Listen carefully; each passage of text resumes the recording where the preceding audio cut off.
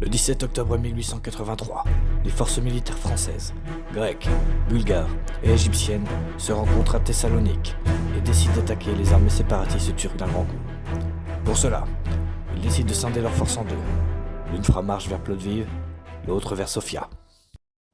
Sofia, ancienne capitale bulgare, ville d'importance symbolique n'est plus qu'un champ de ruines brûlées. Le 26 octobre, le sergent Grosjean du 37e régiment d'infanterie écrit « Aujourd'hui nous sommes arrivés devant Sofia. Enfin plutôt ce qu'il en reste. Je n'avais jamais vu un tel paysage de désolation. Un champ de ruines et de morts. Voilà ce qu'est Sofia. Et peut-être bientôt le nôtre. » Karaman Pacha, généralissime turc, peu de temps avant, ordonne à un de ses meilleurs officiers, le colonel Gökhan Demir, de tenir coûte que coûte. Sachant que son temps est compté, le généralissime veut infliger le maximum de pertes à l'ennemi. Retranché à Varna, Pacha espère l'impossible. Ses proches et son état-major ne peuvent quasiment plus lui parler. Il consomme de l'opium et rêve de l'impossible. Que le colonel Erkan, commandant la garnison de Plovdiv, inflige une défaite aux forces franco-égyptiennes et contre-attaque pour sauver Sofia. Mais au nord, les forces de la coalition austro-hongroise, allemande et russe lui ont infligé une série de défaites et marchent maintenant vers Varna, capitale de l'état séparatiste turc.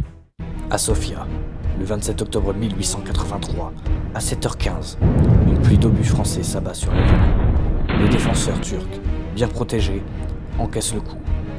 À 7h45, les forces françaises se lancent à l'assaut.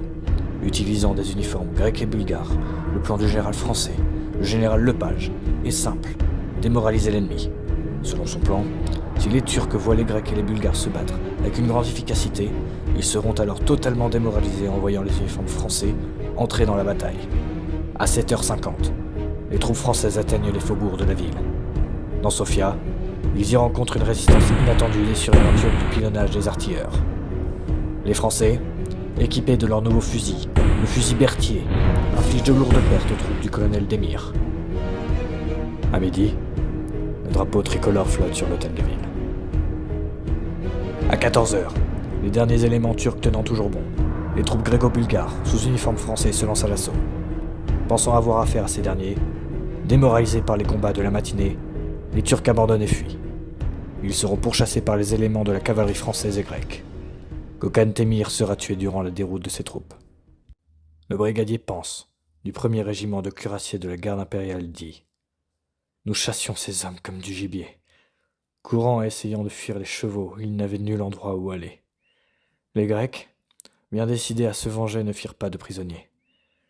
J'ai vu ce jour-là un soldat grec tuer une dizaine de prisonniers.